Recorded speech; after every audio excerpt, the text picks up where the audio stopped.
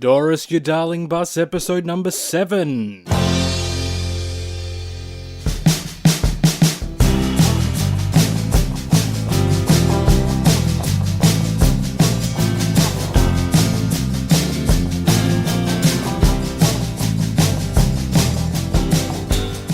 Hello and welcome to Doris, Your Darling Bus, a fortnightly podcast about the unsung hero of the music industry, the tour bus.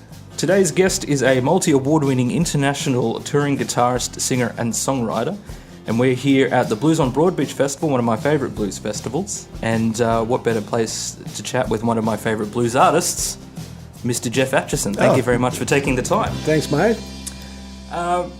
We can't have a conversation about vehicles with Geoff Achison without first talking about the Fiat 500. Yeah, that was the famous photo shoot from, what year was that, 2016. I have had to explain to people that's not my car. Okay. That is not my tour bus, but it was just the gag. The guy that took the photos, Mr. Angelucci, Gio Angelucci, he's a great photographer, and he's turned up at many gigs, snapping photos, and would just get these fantastic shots. So I approached him about doing some shots for the album cover, and over at his house, or just over at his place, and that's his, it's like a collectible little car. Yeah. So I said, man, I want to use that. Yeah. And I could just see him. We did this thing where we loaded all of the guitars into the car, and then all the headstocks were even had to poke up out the top of the roof. It's so tiny, that thing.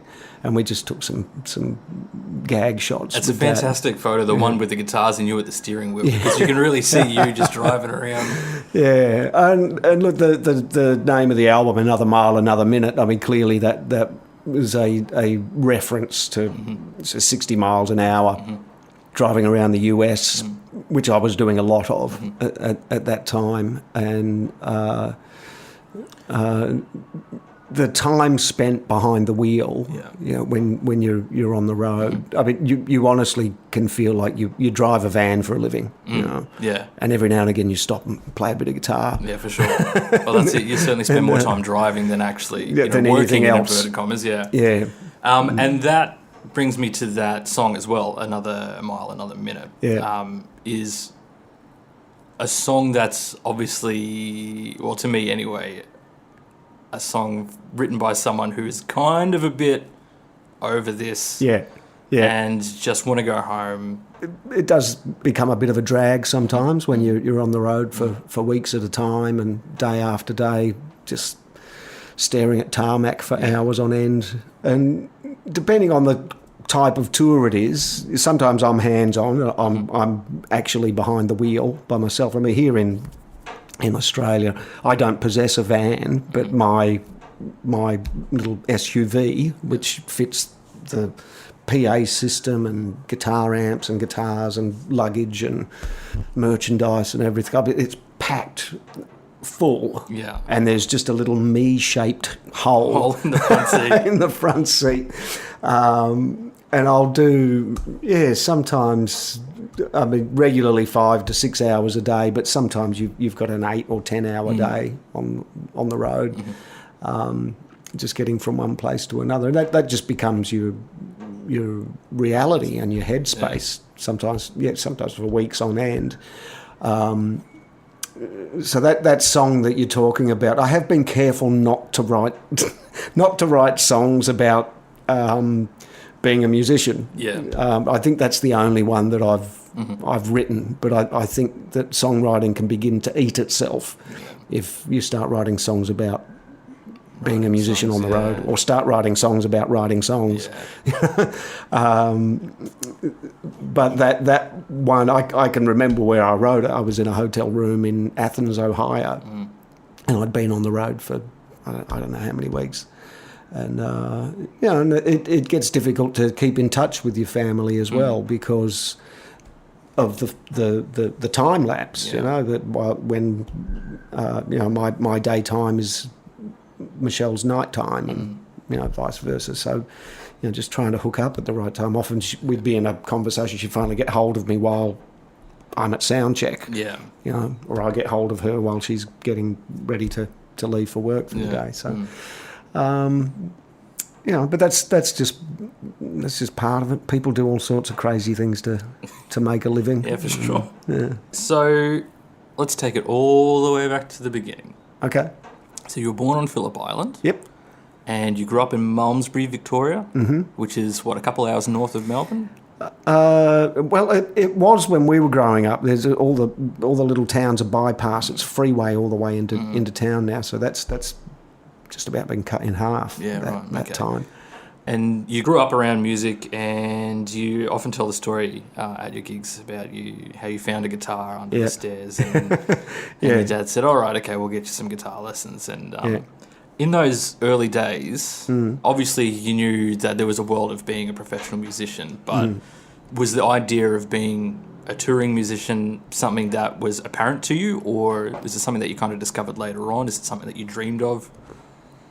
The travel always appealed to me. In fact, I can tell you that one of my things that I would do when I was in my first car, a tiny little Tirana, was to drive to the airport and just hang out. Yeah. Just watch and walk around and almost, I don't know, just have this, just think about the idea of going to the airport and going somewhere, being important enough to have to get on a plane and go somewhere. I was fascinated by that, and at the same time I was terrified of flying. So the travel always appealed to me, and the very idea of getting on a bus or a plane or a train or whatever with a guitar case to have to go to a gig. So there's always music. It wasn't just, I just want to travel to... the more I got into music, the more it was all about wanting to go on tour as a musician. The whole idea was just sounded like magic land to me. And you'd see even photos of bands on tour, on the backs of LP records, or you'd get your Guitar Player magazine. They were very hard to get hold of when and I think there was only one Guitar Player magazine in existence in the 70s that I knew of. But my dad used to find them in if he'd go into the city for work now and again, he'd bring one home. So the whole scenario appealed to me in a big way. I do remember with that little Tirana, just as an aside, so that being my very first vehicle to get to and from gigs, but there wasn't much room in it. Yeah. But there was enough room. I was a bass player at the time, so I put my bass sort of on the back seat, and I'd be able to fit my amp in the back. But I was in this band that had designs of being a big rock band. So I was in, so I joined this young rock band, and the lead guitar player bought himself a Marshall stack, right, which was really, really exciting. And they convinced me to take out a loan at the bank, and I told the bank I was wanting to buy another car, but I actually went out and bought a matching Marshall stack bass amp, and then took it outside after I'd paid for it, and it's like we couldn't get it in the fucking car. So we had to take the back seat out of the Tirana. The only way I could get it to a gig was to actually take the seat out of the Tirana to get that bloody Marshall stack in there. So you probably learned a valuable lesson from that. A very valuable lesson, yeah. So is that at the forefront of your mind when you buy a new car? You're going, I need to fit this gear in over everything else, so you can be like, I want to have like that nice little sports car and drive around in that, but I'm not going to be able to fit my gear in there. Yeah, well, since I arrived in Melbourne. By the time I came to Melbourne, I think in those early days, I just got whatever car I could afford. I was basically penniless, but I had a 1973 HQ Holden. And they had the big boot, and they're quite a large car, really. So I could fit everything in there. But in those days, all you needed was your instrument and your amplification. Sure. So we hadn't quite got to the stage of, like, nobody took merch with them. Nobody sold anything at the gig. You just played. The only people who had a record had a recording contract, and the record company did all that. That's it, and they weren't driving their HQ Holdens to pubs in Melbourne. Yeah. But, as time went on, I learnt the value of the station wagon initially. So I had a Commodore station wagon for a long time. So with that I was able to fit a PA system in there, a little vocal PA system in there. And then I think the requirement for carrying more gear really came with becoming an independent recording artist, and which everybody was doing in the 90s. We were discovering that you could make the product yourself. And they were the glory days. You could play a festival set and open a box of 100 CDs, and they'd be gone in minutes. And you'd open up another box, and so you could go through a few hundred CDs at over the course of a weekend. Yeah. But of course, they all take up room as well. So you've got to take those on the road with you. So I got into the station wagon vibe just for my own car. But if we went on big tours, we'd hire a Hilux van, and we'd take the two rear seats out. Yeah. Speaking of taking the seats out again. It's a very common story. Yeah. And you wouldn't tell the rental company that you were doing that. So what we used to do, Barry Hills, when I was with the Dutch Tilders band, Barry Hills he'd go and pick up the Hilux, and we'd rendezvous at Barry's place, and then we'd get in there, we'd take the two back seats out, and then we'd get in there with cardboard boxes and gaffer tape, and we would tape all around that rear the inside, section, so that as we're putting the gear in and out, we wouldn't be scratching up the inside of the van. Yeah, right. Because you could really muck it up. They would be telltale signs when you took it back, that you'd been up to no good, out playing rock and roll with this lovely bus. And we'll be right back to our chat with Geoff Achison in a moment, but in the meantime, if you'd like to find some of his tunes, you can find him on Spotify or iTunes, or if you'd like to see what Geoff's up to, you can check him out at geoffachison.com or on Facebook or Instagram. And while you're there, don't forget to send us your photos of your tour vans via the Doris U Darling Bus Facebook or Instagram pages. Alright, let's get back to it.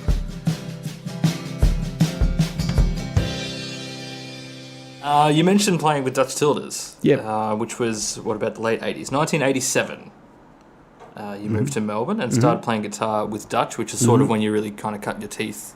Yeah, it was 89 when I joined Dutch's band. I moved to Melbourne in 87. I had a band called the Just Blues band, and we just did local gigs around Melbourne. And I just did my best to try to get my own band happening, and through various lineups and breakups and so on. And eventually I got the gig with Dutch, and that was in the early part of 89. Yeah, okay.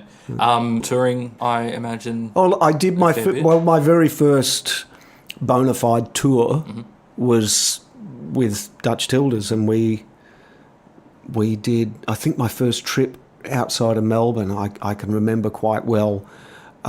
We drove in Barry Hills's vintage Mercedes, which had an oil leak. But Dutch would always sit in the front seat. He'd ride roughshod. He never had a license, did he? He didn't drive. Yeah, he never drove. That was his line. He said, I don't drive, I drink. And Dutch was a famously heavy drinker. Yeah. And I'm not telling tales here. I mean, it was by his own admission. It was, just his reality. But when we were on tour with Dutch, we had to stop for his 11 o'clock, his 11sies. At 11 o'clock, we had to stop at the first bottle shop. I think that's when they opened, and we'd get 4 VBs. Yeah. And then by the time we got through the 4th one, we'd be ready to stop again and get another 4. The reason he got 4 was because by the time he got to the 5th, it would have warmed up too much. Right. Okay. But it's a seasoned professional. He had it worked out. But he Yeah, but whilst he didn't drive, he knew all about driving. He knew how to do it. So give the occasional instructions if you were behind the wheel. Okay. Right. So was that kind of just everyone else shared the driving? Yeah, Dutch we all just sat in the front Dutch and ran Barry the show? and myself, Barry and Winston Galia would share the drive. But mostly Barry. He was besides being the bass player, he was also the tour manager. Okay, yeah. And so that very first trip was up to the Murray River in Barry's old Mercedes, which he kept saying it's a classic. It was a piece of shit as a car to drive. It couldn't go over 80 k's an hour, and we had to stop every now and again and put new oil in it. It was a beautiful old car, but it's not ideal for the long haul. But then we'd hire the Hilux van for the long haul. But the first big tour I did, we drove all the way up to Cairns. So we'd do these East Coast runs, which would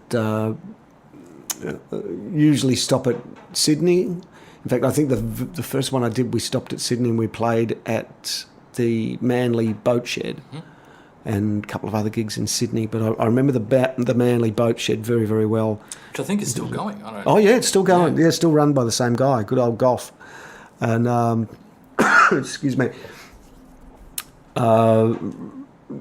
that I do believe was my first interstate show that I played. So it was all pretty. I was this wide-eyed country kid, seeing the country for the first time. I can remember an episode that we had where we had a very dear friend of ours, Dave Northey, travel with us as our roadie and co-driver, a great guitar player himself, but a good mate of ours. He came along on the whole tour because there was a leg of the schedule where from Cairns, the band, when we'd finished up at Cairns at Jonno's Blues Bar, we caught a plane to Mount Isa, and we played a gig out at Mount Isa. And whilst we were doing that, Dave dropped us off at the airport in Cairns and then turned the Hilux around and drove back to Brisbane to meet us the following morning. Wow. So whilst we flew to Mount Isa, did our gig, had a few drinks, had a lovely night's sleep, got up in the morning and then caught the plane to Brisbane. As we pulled into Brisbane, Dave was bringing the van in. He'd just got there right at the same time that our plane landed. Right. So the poor guy, he drove all that way. Trip, 1,800 kilometres, I think it is. So, that's bananas. Yeah. I can't fathom that.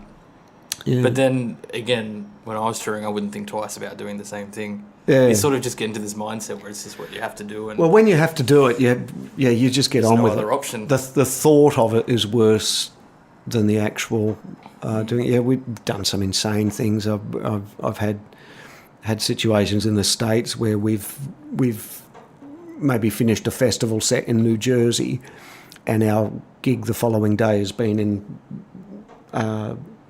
South Georgia, and so even though we've got maybe a hotel room supplied with the festival gig, we'd finish our set and then just throw the gear in the van and get behind the wheel and start driving, because you've got about a 20-hour drive to get to your next gig, and pulling in with an hour to spare before we get up to the next one. So you do crazy stuff like that. Absolutely. But, thinking back to your touring with Dutch, what did you learn about dealing with people and boredom from that time?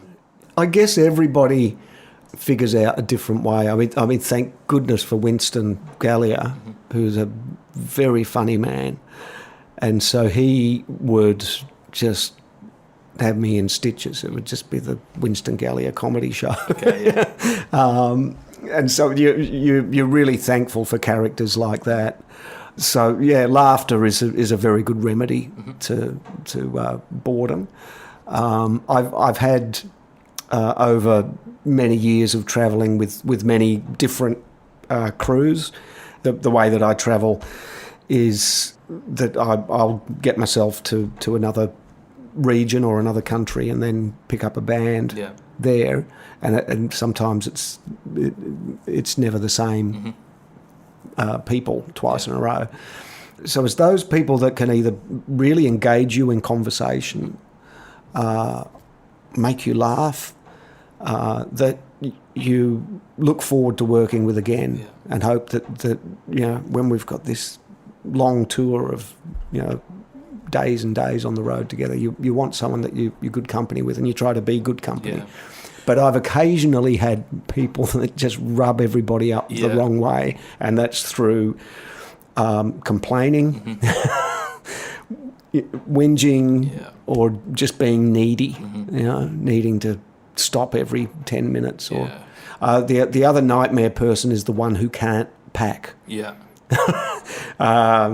Because it's very, and I'm very big on this, if I can get to pack the van, I will do it, because I can't stand it when somebody just throws stuff in the back all higgledy-piggledy, and it really is like a game of Tetris. You've got to get it to sit in there just right. The other nightmare person is the one who's never ready when everybody else is ready. 7 o'clock, we need to be at the van ready to go, and all of you are standing there at 7 o'clock, and there's that one person who is never ever on time. So how important is that when you are, because you do have bands all over the world, different versions of the same band, is it equally important to find people that you can work with as well as being a great player, being a great musician? Yeah, very important. That will go a long way towards whether or not we invite somebody to come back on tour with us again. Do you take a risk on someone? Do you go, that guy is a really good player, I'm going to hire them for this tour, and then, if it doesn't work, it doesn't work? Or is it sort of recommendations, or is it kind of a bit of both? Probably a bit of both. But if I mean, these days, if somebody's been recommended to you, if you're looking for we need a really hot bass player, these days someone might send you a YouTube video, so you can get to see how they perform, and you can usually think, they look pretty adept. That's what I figure. It's easy to find out if someone's a good musician. You can find out if they're a good player, but then you might dig a little deeper and say, okay, so what are they like as a person? So you do get a reputation. Kids who are wanting, any kids out there that are wanting to get into the business, you do get a reputation if you're a whiner, or if you're needy, or if you don't do your homework, or if you're going to be difficult to get along with. People are just not going to ask you, no matter how well you play. If you're going to make life difficult for people, especially on the road, because it's hard. Really it's hard anyway. So I am reminded of a story. This was one of my practical jokes that I was immensely proud of. So sometimes when you're on the tour bus with a band, if you're going to have music played through the stereo, it's like you might make a pact that everybody gets their turn. And so we had a pact that whoever was in the passenger seat could be in charge of the radio, or put their own favourite music on. And this was in Portland, Oregon, a band I was touring with there. Lovely guys, great players. We did some recording and so on. But our dear drummer, Don, he's a fantastic guy. Well, he liked to put on, as a lot of drummers are into, like heavy fusion, jazz fusion music, which nobody else likes. So he had his turn in the passenger, and he had all this stuff he wanted to play. He's ready to go. Anyway, I found at that point, I discovered in the back that there were actually controls in the back of this van for the radio. And so I played this horrible trick on him, but I didn't tell anybody. Nobody else knew, but it was just sort of hidden in the corner there. But every time, so he puts the music on, it starts, and this highly syncopated, very complex music going on. So every time the driver turned a corner, I turned down the volume. Right. And this went on for several minutes, and he couldn't figure out why the volume kept going out. And then when next time the guy turned, I'd turn it back up again. And I was messing around with this, and he gave up on his music, then went on the radio stations, and then I just kept flipping with that. Yeah. And it drove him crazy I had great fun with that for about 15 minutes or something. It's the little things, yeah, isn't it? Little when things you spend like that much time sitting in a little car. things like that, and how we laughed. You mentioned earlier about going down to the airport, hanging out, watching planes, even though you're terrified of flying. Yeah. There obviously came a point in your career where you went, okay, this is going to happen. I've got to, if I'm going to make this happen, especially overseas, I have to face that flying. Well, I guess the desire to go to other places and play music just overpowered the anxiety. I don't know. It's got to have some kind of phobia name, whatever it is.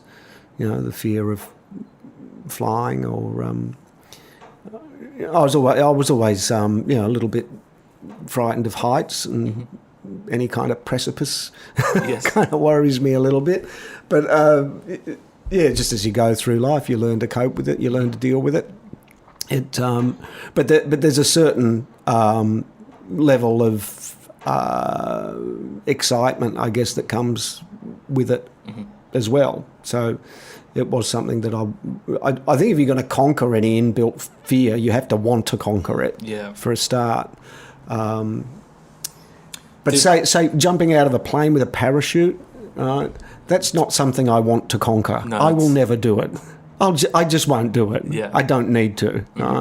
But yeah, conquering the fear of just going up in a great big heavy thing that doesn't seem to belong. Yeah.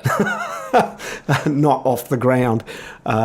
Did it happen? Or not on the ground. Yeah. Did it happen reasonably quickly for you, or did you sort of need a few? Was it like pushing over a vending machine? I'm still frightened of it.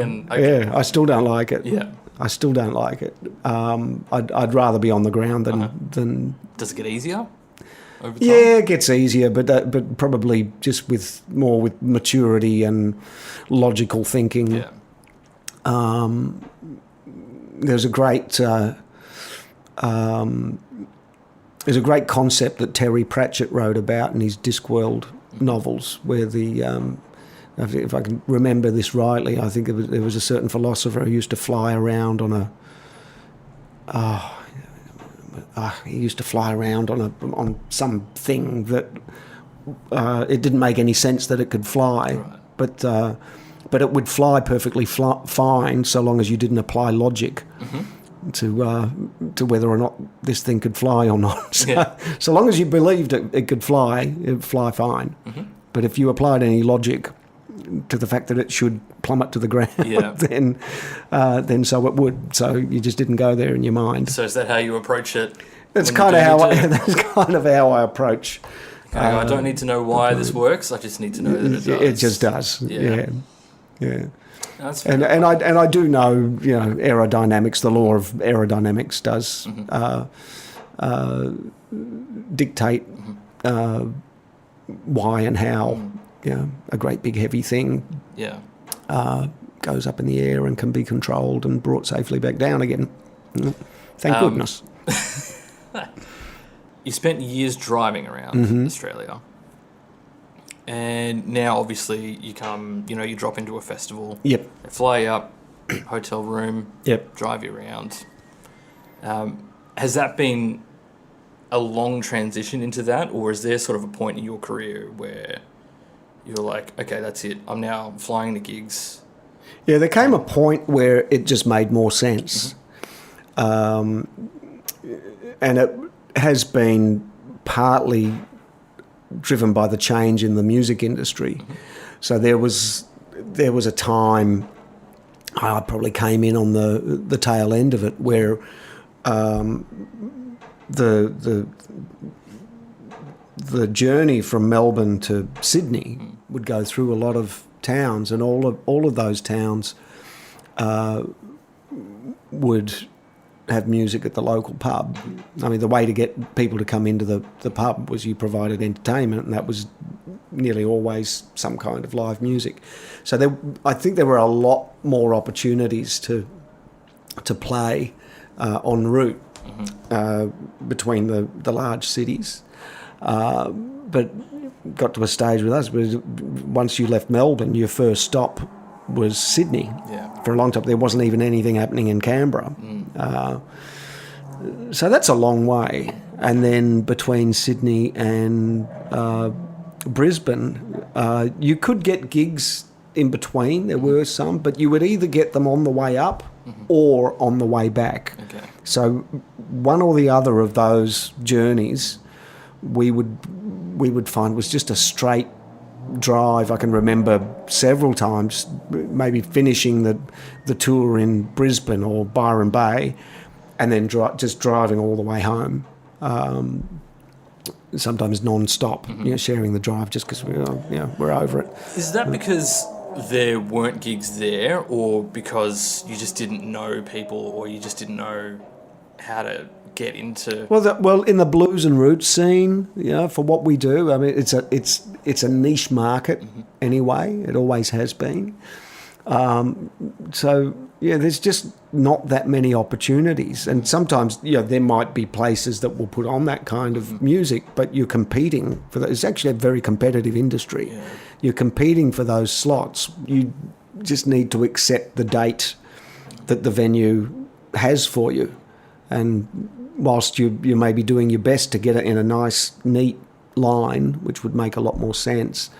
As you contact the venues, it's just typical that you will have, if they are enthusiastic about having you, they'll say, "Oh yeah, we'd love to have the band, but we can't have them Saturday night. We could have them on the Thursday night." And so the booker, rather than saying, "Oh, well, no, we just won't do it, I'll look for somewhere else," will probably say, "Yep, all right, that's a yes. Put it in the book." Yeah. And then they call the next place and say, "Well, look, they're here Thursday night. Maybe we could do your place Friday night because it's along the way." They say, "Oh, we'd love to have them, but we can't have them Friday night. Could we have them on the Sunday?" And then you've got 2 days in between. You've got to fit. So I know, that's how it happens, and it looks insane, and it drives musicians absolutely crazy. It can make them really angry sometimes. You say, "Why are we doing it like this?" But that's part of the touring life sometimes, and you just got to cop it and get on with it. That's kind of the waiver that you sign, isn't it? Yeah, it's the reason why. Sometimes we're working till 1 or 2 o'clock in the morning, from the end of the gig, and then packing up and getting it back in the van, and then getting. Oh man, I do remember being in Berlin, and we'd driven all day. It'd taken us all day, and we did exactly that. We're over in the Frankfurt area, and we drove to Berlin. Arrived in Berlin at 5 o'clock, so we're right in rush hour traffic. Managed to get to our gig with 30 minutes before we had to be on stage. Got all the gear out of the van, and we started on time. We did our gig, and then it's like 1 o'clock in the morning or something like that. But the next day we had to be back where we'd started from. All the way back over to the Frankfurt area. It was just nuts. It's something like a 7-hour drive. So we get, and then they give us our hotel, and they were really, really sweet people. They'd really looked after us, but they put us up in this 5-star hotel. It was like the most magnificent place I'd ever seen, but it was 45 minutes drive in the opposite direction to what we had to go in the bloody morning. Yeah. So we got there about 2 o'clock, and we got there, and I was playing tour manager at the time. I was like, "Right, lads, we'll see you at 7 o'clock in the morning." So it's heartbreaking sometimes. Geoff, that brings us to the lightning round. Okay. So we're going to play a little game of Would You Rather. I'm going to ask you 5 rapid-fire Would You Rather questions, but you can stop the clock at any time. Okay, here's the scenario.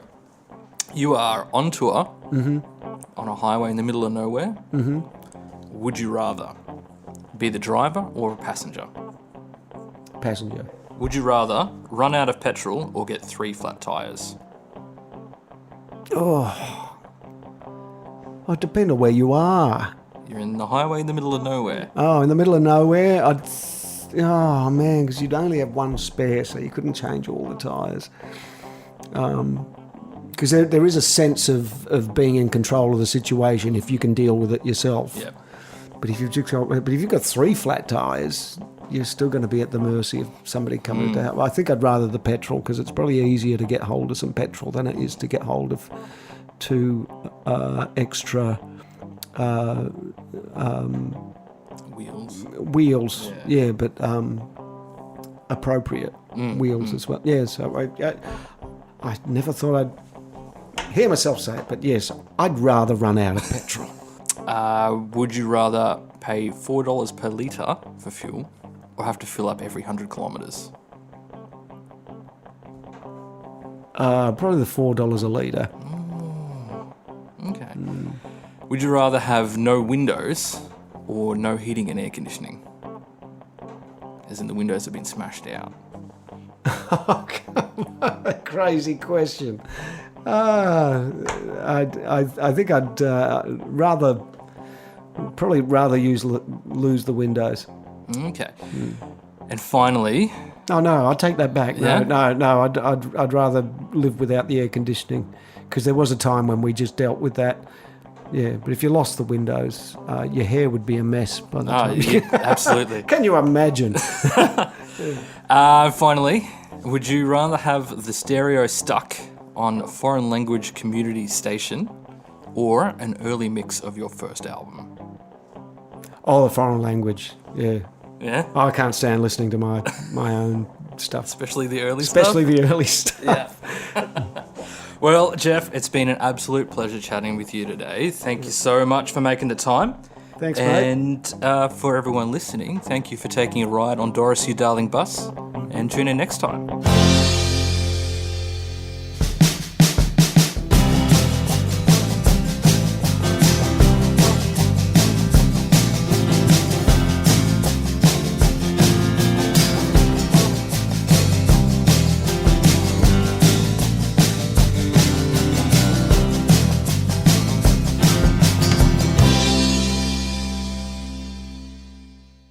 Hey, it's me again. Thanks for listening, wherever that may be.